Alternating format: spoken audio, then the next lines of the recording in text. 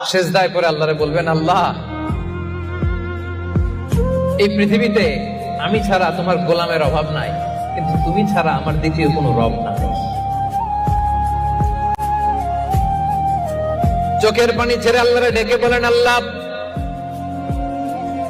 এই জমিনে আমি ছাড়া তোমার গোলামের কোনো অভাব নাই, কিন্তু তুমি ছাড়া দ্বিতীয় কোনো রব আমার নাই, তুমি ছাড়া দ্বিতীয় কোনো জায়গায় চাওয়ার সুযোগ আমার নাই।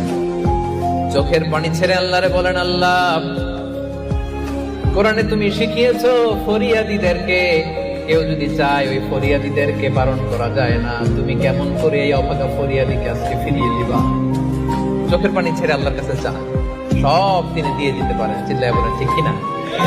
গোটা বিশ্বের সবাই আমাদের যার যা লাগবে সব যদি আল্লাহর কাছে চাই, আল্লাহ যদি সবাইকে সবকিছু দিয়ে দেয়, আল্লাহ বলে আমার ক্ষমতার 1 ইঞ্চিও কমবে না। চিল্লায় বলেন ঠিক কিনা?